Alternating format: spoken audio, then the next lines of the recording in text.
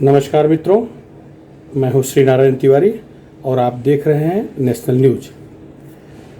मित्रों, आज हम चर्चा कर रहे हैं एक ऐसे घटिया कलेक्टर की जो एक नवयुवक को इसलिए थप्पड़ मार रहा था कि वो कोरोना पीरियड के लॉकडाउन को तोड़कर अपने दादा दादी की जान बचाने के लिए सड़क पे आ गया था। वह युवक कुछ घूमने, पिकनिक मनाने, अय्याशी करने नहीं गया था। वो अपने बुजुर्ग दादा दादी की जान बचाने के लिए अपने पिता के आदेश पर, अपने पिता के कहने पर मेडिकल प्रिस्क्रिप्शन लेकर बाहर गया था। दादा दादी को कोरोना इंजेक्शन लेने के कारण गंभीर रूप से बुखार और जो कोरोना टीका लगने के बाद जो बीमारी होती है उस तरह की बीमारी हुई थी। ये वारदात छत्तीसगढ़ की है। जी हाँ, छत्तीसगढ़ जहाँ कांग्रेस का राज है, जहाँ के मुखिया भूपेश बघेल जी हैं, जिनके बारे में कहा जाता है कि वो जनता की बात ज़्यादा सुनते हैं।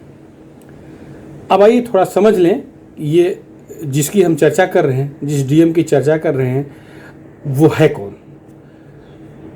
छत्तीसगढ़ के सरगुजा संभाग में सूरजपुर नामक एक जिला है। इस जिले के डीएम हैं रणवीर शर्मा।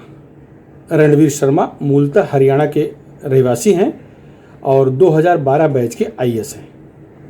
लेकिन जब से ये आईएएस भारतीय प्रशासनिक सेवा के अधिकारी बने हैं, इनकी घटिया मानसिकता के अनेकों उदाहरण सार्वजनिक डोमेन में उपलब्ध हैं।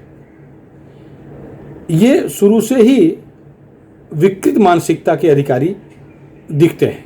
कभी रिश्वत कांड में पकड़े गए हैं रंगे हाथ, तो कभी बेसहारा मासूम भालू को गोलियों से छलनी कराते हुए देखे गए हैं। इनको इतना मय है अपने नौकरी का कि इन्हें नियम, कानून, संविधान कुछ पता नहीं, जो ये बोले वो आदेश है। लेटेस्ट वाकया जिसकी हम चर्चा करने जा रहे हैं वो कल का है।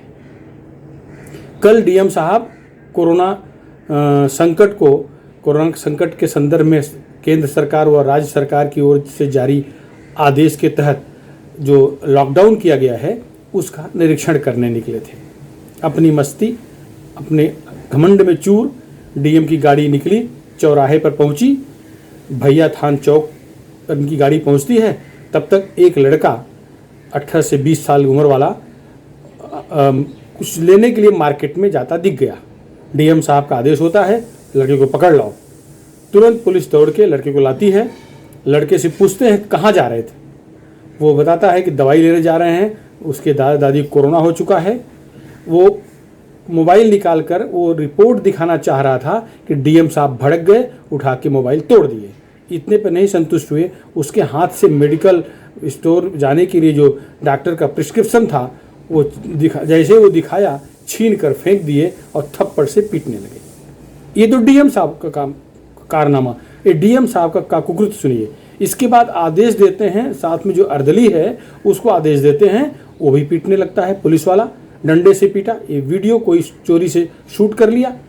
इनकी एसडीएम प्रकाश राजपूत हैं, वहाँ के एसडीएम क्षेत्रीय, वो भी 2-4 हाथ मार के अपना हाथ साफ कर लिए।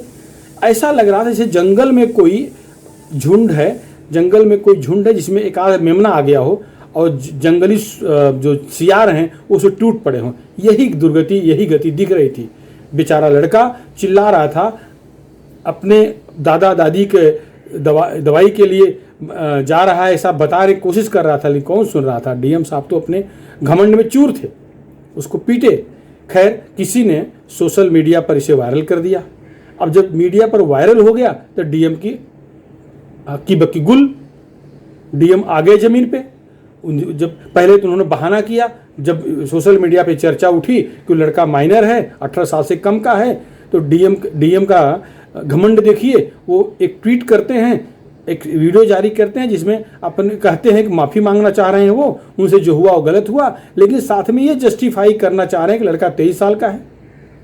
अगर लड़का 23 साल का है जैसा कि डीएम कह रहे हैं, डीएम रणवीर शर्मा, तो शर्मा जी मैं आपसे पूछना चाह रहा हूँ, क्या लड़का हजाम करने जा रहा था? क्या यजमानी में दाढ़ी बाल काटने जा रहा था? वो दादा दादी की दवाई लेने जा रहा था ना। वो कोई घूमने नहीं जा रहा था, वो धंधा करने भी नहीं जा रहा था कि आप उसको इस अपराध में गिरफ्तार करवा लेंगे, इस अपराध में दंडित कर देंगे कि वो कानून तोड़ करके व्यापार करने जा रहा था। अरे वो तो मेडिकल स्टोर जा रहा था जिसकी छूट सरकार ने दी है। आपके अध्यादेश में भी इसकी छूट है।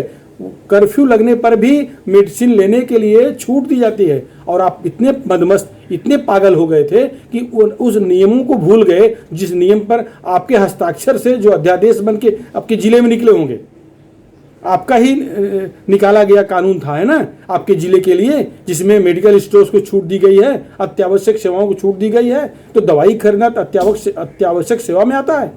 और दूसरी झूठ डीएम की देखिए, वो कहते हैं कि लड़का मोबाइल से वीडियो बना रहा था इसलिए उसको पीटा। अगर पहली बात तो जो वीडियो में वायरल हुआ उसमें दिख रहा है कि लड़का अपने जेब से मोबाइल निकाल करके डीएम रणवीर शर्मा को दिखाते हुए जस्टिफाई करने की कोशिश कर रहा था कि वह दवाई लेने निकला है। उनके परिवार में कोरोना टीका लगने के कारण बीमारी है जिसके लिए उन्हें दवाई लेने बाहर आना पड़ा। लेकिन कौन सुनता है, हाथ से मोबाइल छीन के पटक दिए, ये वीडियो दिखा रहा है। अब इतने बेशर्म हो डीएम होते हुए कि कह रहे हो कि वो मोबाइल से शूट कर रहा था। और फिर तुमको पीटने का अधिकार किसने दिया? रणवीर शर्मा, किसने दिया है? संविधान ने दिया है। आदरणीय बाबा साहब अम्बेडकर संविधान में ये किसी को अधिकार नहीं है। अगर वो मोबाइल से शूट भी कर रहा था तो उसका अधिकार है। वो क्या बात कर रहा है, आप उसके साथ क्या बदतमीजी हो रही है, ये शूट करने का उसका अधिकार है। ये आज का आधुनिक नवयुवक है। ये आज के 60 साल पहले का जमाना नहीं है कि जो तुम मुंह से बोल दोगे सरकार मान लेगी। खैर, तुम्हारे तो पाप के किस्से बहुत सारे पब्लिक डोमेन में हैं। रणवीर शर्मा, इस बच्चे को मार करके तुमने वो अपराध कर दिया जिसके चलते तुम्हारे सारे पुराने काले कारनामे बाहर आने लगे। अब इस रणवीर शर्मा के बारे में एक और जो सबसे महत्वपूर्ण जानकारी है, इनकी पहली पोस्टिंग हुई थी वो 2014 में, जब ये 2012 में आईएएस बने और ट्रेनिंग लेके आए तो इनकी पहली पोस्टिंग हुई। तो इन्होंने सबसे पहला काम किया भारतीय वन्य जीव संरक्षण अधिनियम के तहत एक जंगली जानवर, एक भालू की हत्या करवा दी। भालू शायद उद्दंड हो गया रहा होगा, जिसको पकड़ने के लिए वन विभाग के अधिकारी प्रयासरत थे, लेकिन एसडीएम की मस्ती, उनका गोलियों से भून डालो। 12 गोलियां चलाई पुलिस वालों ने, जिससे भालू छलनी हो गया। इस पर विवाद बढ़ा, मामला एफआईआर तक पहुंचा, लेकिन एसडीएम की मस्ती, आईएएस का घमंड, वो मामला दबा दिया गया कह लीजिए। उस समय की सरकार ने माफ कर दिया। उसमें लगा होगा आईएएस अधिकारी है, गलती हो गई, छोड़ दो। ये पहली घटना है। दूसरी घटना देखिए इनकी मस्ती की। दूसरी घटना, ये 40,000 रुपये का रिश्वत लेते हुए पकड़े गए हैं अपने ही पटवारी से, अपने विभाग के पटवारी से। ये 2015 में 40,000 रुपया रिश्वत लेते पकड़े गए थे। एंटी करप्शन ने इनके प्यून को 40,000 रुपया, इनके पटवारी, जो कांकेर का पटवारी था, ये कांकेर जिले के भानु प्रतापपुर के एसडीएम थे, तो पटवारी से, अपने ही पटवारी से ये 40,000 रुपये रिश्वत मांगे थे, जिसे इनका प्यून लिया और पकड़ा गया। ये तो अपने पद का, अपने आईएएस एसोसिएशन के घमंड के कारण बच गए मतलब तत्काल इनका ट्रांसफर हो गया, मंत्रालय अटैच कर दिए गए। लेकिन वो प्यून जो इनके ऑन बिहाफ ऑफ, इनकी तरफ से 40,000 रुपया पटवारी से ले रहा था, उसकी नौकरी चली गई, वो आज भी जेल में है। ये पूरा पुराना पापी है, ये अधिकारी नहीं, ये अपने चपरासी से गई गुजरी मानसिकता रखता है। इससे जो लोग मिलने आते हैं, बताते हैं, उनसे भी उद्दंडता से बात करता है। ये सभ्यता नाम की कोई चीज़ नहीं है। अब मुझे एक सवाल पूछना है, भारतीय प्रशासनिक सेवा का जो सेवा में जो उत्तीर्ण होकर आते हैं, उनके प्रशिक्षण के लिए एक बृहद एकेडमी है जहां इनको प्रशिक्षण दिया जाता है। तो मेरा सवाल ये है, क्या प्रशिक्षण अकादमी इनको उद्दंडता सिखाती है? क्या प्रशिक्षण अकादमी को अपना दायित्व तो भूल गया है? उन्हें ये ट्रेनिंग देनी चाहिए कि जनता में कैसे रहना चाहिए, जनता से कैसे व्यवहार करना चाहिए।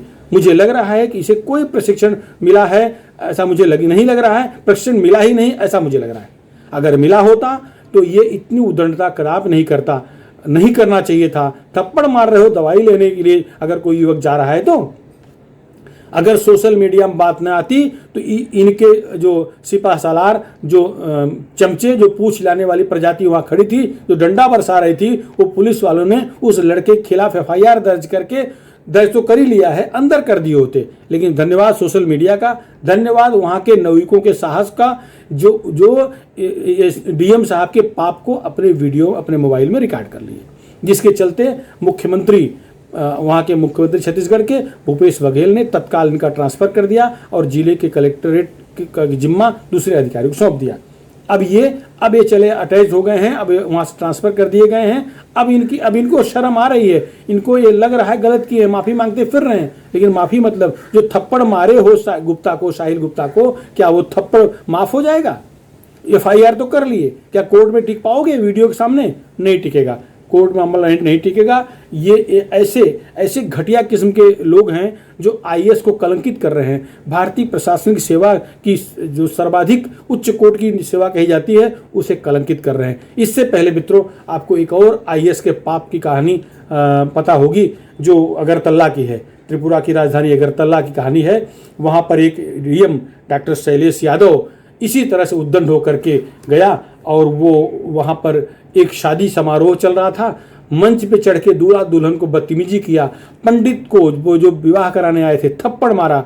इतना ही नहीं, जितने बाराती थे सबको माँ बहन किया, पुलिस वालों को माँ बहन किया, गालियाँ दिया, और ये सब वीडियो रिकॉर्ड हो रहा था। इसके साथ गई जो फौज थी वही वीडियो रिकॉर्ड कर रही थी।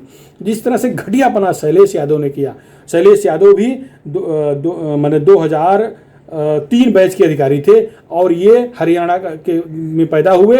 रणवीर शर्मा 2012 बैच के अधिकारी हैं। माने दोनों के बीच में 10-12 साल का फ़र्क है, बहुत लंबा फ़र्क नहीं है। ये भी नौजवान, वो भी नौजवान। और डॉक्टर शैलेश यादव भी शुरू से बदतमीज रहे हैं। वो जहाँ जहाँ नौकरी किए हैं इसी तरह की बदतमीजियाँ वो भी किए हैं। तो दोनों घटनाएं एक महीने के अंदर की हैं, एक महीने के अंदर की दोनों घटनाएं हैं, जिनको देखकर ये लगता है कि IAS प्रशिक्षण अकादमी विफल है, फेल है। उन्हें पुनर्विचार करना चाहिए अपने प्रशिक्षण के तरीकों का। किस तरह से प्रशिक्षण दे रहे हो, अधिकारी किस तरह पैदा कर रहे हो। IAS जो है राज्य सरकार का बैकबोन कहलाता है। भारतीय प्रशासनिक सेवा से जो निकलते हैं, इन्हीं के ऊपर राज्य होता है, देश होता है। यही चीफ सेक्रेटरी बनते हैं, यही ACS होम बनते हैं, यही बड़े पदों पर यही रहते हैं। इनको प्रशिक्षण देने वालों को, इनको जो इनके गुरु हैं, उन्हें शर्म आ रही होगी। उन्हें ये इस बात की शर्म आ रही होगी कि किस तरह से उनका चेला, उनके दोनों चेलों ने किस तरह बदतमीजियाँ की हैं। दोनों चेलों को सरकारी नौकरी में रहने का कोई अधिकार नहीं। दोनों सरकारों से मेरा आग्रह है, इनके खिलाफ कठोर कार्रवाई करे। ये यदि इस नौकरी में किसी कारण बस इनके एसोसिएशन के चलते रह भी जाते हैं तो जियो ने कभी इन्हें एग्जीक्यूटिव पोस्ट नहीं मिलनी चाहिए। ऐसी व्यवस्था दोनों सरकारों को कर देनी चाहिए। अगर त्रिपुरा के मुख्यमंत्री से भी मेरा आग्रह है और छत्तीसगढ़ के मुख्यमंत्री भूपेश बघेल से भी मेरा आग्रह होगा कि वो अपने क्षेत्र के, अपने इलाके के रणवीर शर्मा के लिए ऐसा प्रबंध कर दें कि जीवन में उन्हें कोई एग्जीक्यूटिव पोस्ट न मिले। यही डॉक्टर शैलेश यादव, अब तो डॉक्टर कहने में भी शर्म आ रही है। काहे का डॉक्टर? अगर डॉक्टर होते तो कम से कम पढ़े लिखे होते। डिग्री पाने से पढ़ा लिखा हो जाना नहीं होता है। इतना भी ज्ञान नहीं है कि पूजा कराने आए पुजारी, शादी कराने आए पंडित, या दवा लेने गए बच्चे पीटते हो, जो अपने दादा दादी की सेवा करने गए थे, जो अपने माँ बाप की सेवा करने गए थे। शर्म आनी चाहिए। ऐसे कुकृत्य करने वाले IAS अधिकारियों को चुल्लू भर पानी में डूब मरना चाहिए। मेरा मानना है कि सरकार इनके खिलाफ कठोर से कठोर कदम उठाए। मित्रों, आपको मेरा वीडियो कैसे लगा इस पर आप कमेंट जरूर भेजिए। और फिर से मेरा यही कहना होगा कि इस वीडियो को ज़्यादा से ज़्यादा शेयर करें, लाइक करें, सब्सक्राइब करें। धन्यवाद, नमस्कार।